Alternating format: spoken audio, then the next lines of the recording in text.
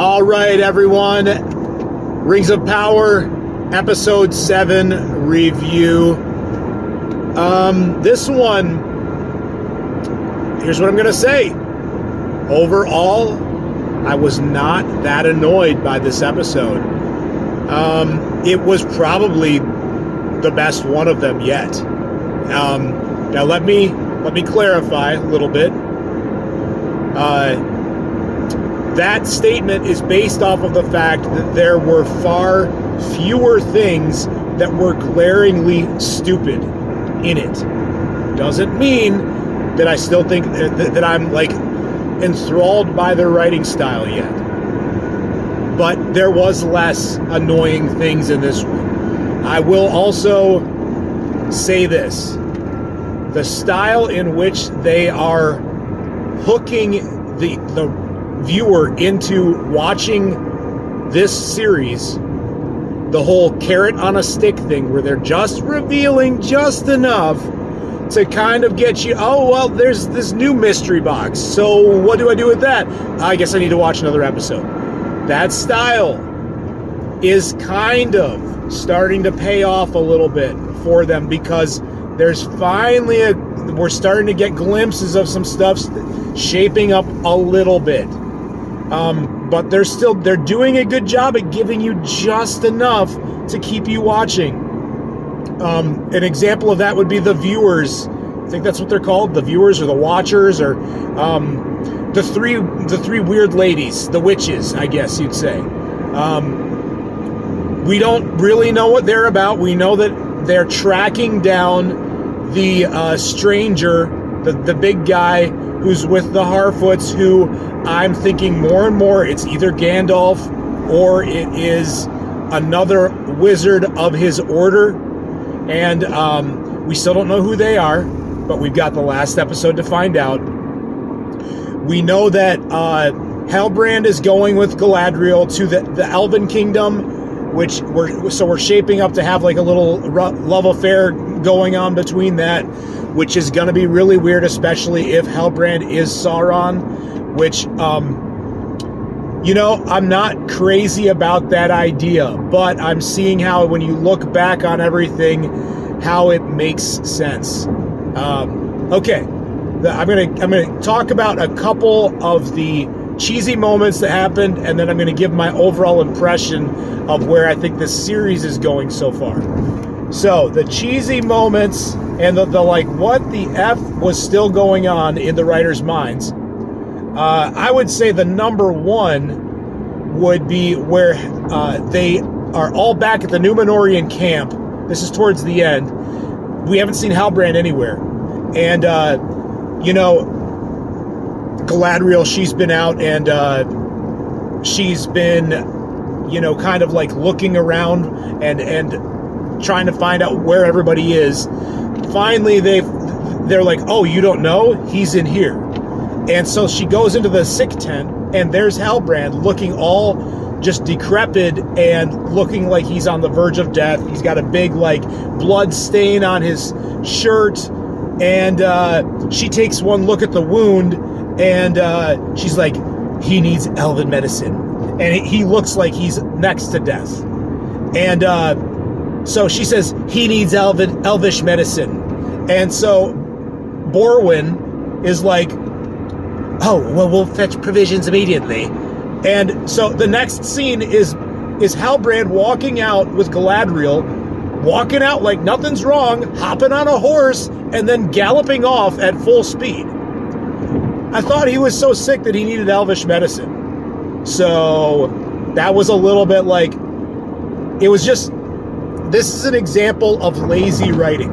These are things that I'm not saying it's, oh, I'm so mad that this is in the Rings of Power, which is Lord of the Rings. I'm saying this as somebody that has a brain in their head, that when you watch anything on TV or on movie, these are cheesy things that are poorly thought out by the producers, by the directors, the writers, that you would leave something like that as glaringly obvious as that's poorly executed.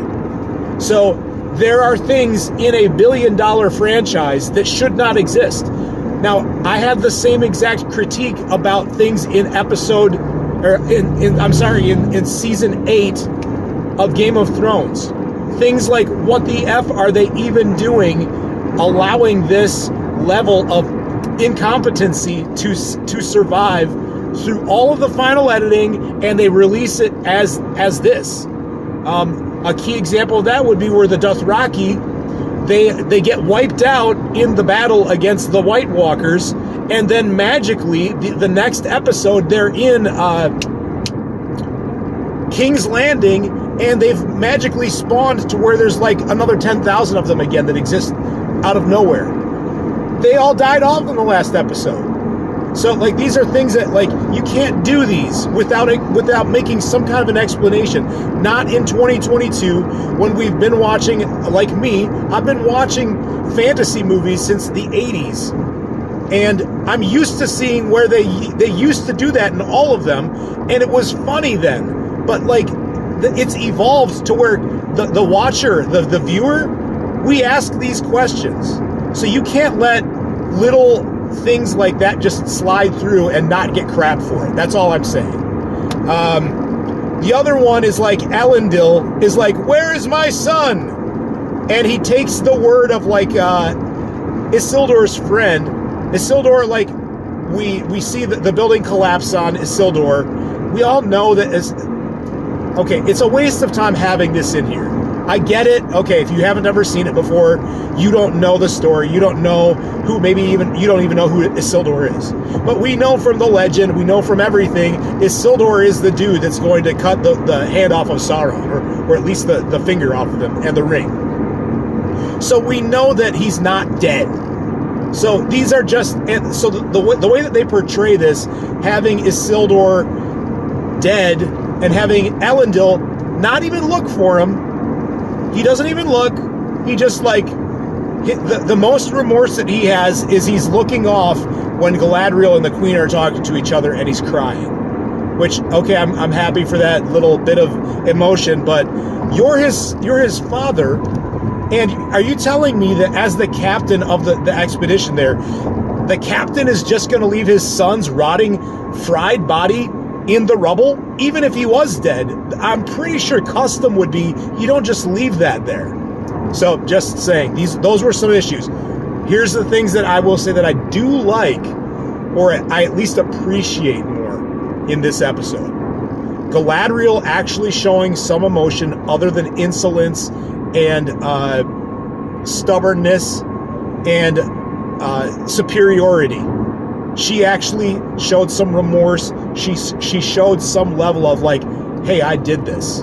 So if she continues in that direction, I can see how they can take what they've done with her up till now, which is a very hard to watch, hard to root for, hard to enjoy character, who they've made the main one, because she's just been a brat up until this point. So now she's starting to kind of like show some softness.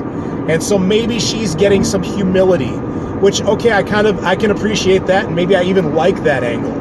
Where Galadriel, she's in elf years, maybe, I mean, she's still, I guess, kind of young, even though she's already like, what, 10,000 years old?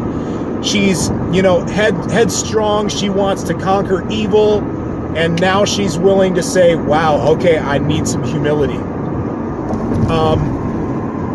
She's clearly going with Halbrand to, Elven lands. That will be interesting. If Halbrand is the dude that becomes Sauron, then I guess that they're gonna, use that as a way to kind of have him start manipulating the elves a little bit, maybe getting in on the good side. Maybe he's gonna go and see the big towers that they're building to make whatever they're making by spring with Celeborn. Still a little confused on the dwarf side of things, where it sounds like almost like Durin the son, Prince Durin, and his wife, by the end of it, are essentially saying that they are going to disobey the king and that the mountain is theirs. And it feels like maybe, again, an unneeded conflict That's a shaky line of story, again, because they made up all that stuff about Mithril being needed for the elves. So now they're adding in like some conflict between the king and the prince. I guess maybe the long game could be like, hey, why not throw in a little civil war? Why not throw in a little, conflict between the families? They're probably thinking, hey, we've got this number of seasons. But I'm kind of starting to, here's what you have to do so that you don't lose your mind as a Tolkien appreciator and enjoyer. You gotta let it I have to let it be what it is. I have to understand that this is a story. They haven't done anything yet except for the whole Balrog and elf fighting and causing Mithril from a Silmaril. That's complete nonsense that they clearly made up. But aside from that, theoretically, everything that has happened so far could fit within the framework of what we know about the Second Age, for the most part. I have to let go, and I have to let it be what it is. And we have to remember, this is not the first time that we've seen stuff from Tolkien get butchered and manipulated and changed. We need to remember, there was a trilogy called The Hobbit by Peter Jackson, who, yes, he is renowned as being the dude because how good Lord of the Rings were. Which even in that, there were some alterations from the canon. But I mean, you got to look at The Hobbit, where they clearly added in some fake stuff, some stuff that wasn't true with the canon at all. The affair between the she-elf and a dwarf in Thor's party, that was ridiculous. Azog the Defiler, who was dead by the time of The Hobbit in the books. His son Bolg was the one that fought in the Battle of the Five Armies. Bolg was in it too, but they adjusted the timeline so that they could make it, fit within what they wanted it to do.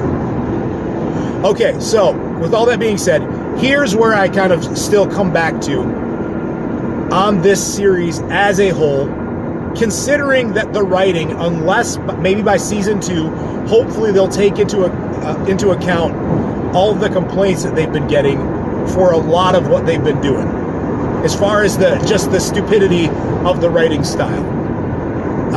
If they don't, here's what's happening. In my impression, the carrot on the stick thing is good enough, and the name of Rings of Power based off of Tolkien is strong enough that I will keep watching this through all the way to the end. But it's going to have the staying power of a one-time watch for me. If it doesn't find ways to creatively get better, quality-wise get better in the writing and the editing, and just the removal of stupidity that should not be in a major motion picture of any length. If they can't get past that, it's going to be a one watch for me, similar to Battle of Five Armies, the third movie of the Hobbit. In that series, I think episodes 1 and 2 are the best ones. And the reason I think that is because Smaug is at least in the first 2. Smaug is the main attraction of the Hobbit series. And once that's done, then you're left with where they clearly butchered the timeline. They tried to make things more epic and grand in it. And here's something I will say, even in that franchise, which everybody knows is not a good franchise. The whole CGI for Azog, for most of the main orcs, for pretty much everything. I will give Amazon this. They went back to practical effects orcs, which is way cooler. So we've got that. And I think that what this series will be, though, for me. A one watch all the way through if they don't get any better.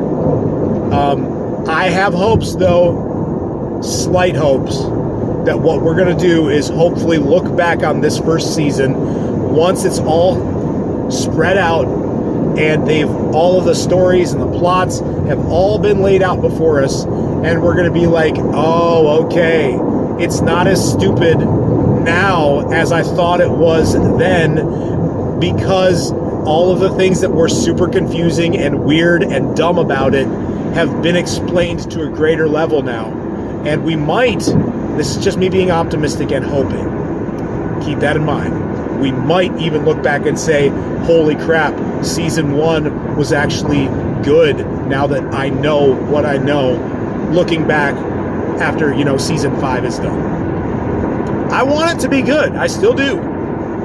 So that's where I'm at. Those are my thoughts on episode number 7. We've got one more to go, episode 8. I will tell you this, their carrot on a stick tactic is keeping me watching, and I will be ready to watch season number 2 when it comes out, no matter how much crap I've given it so far. All right, we'll see what happens. Talk to you on the next episode.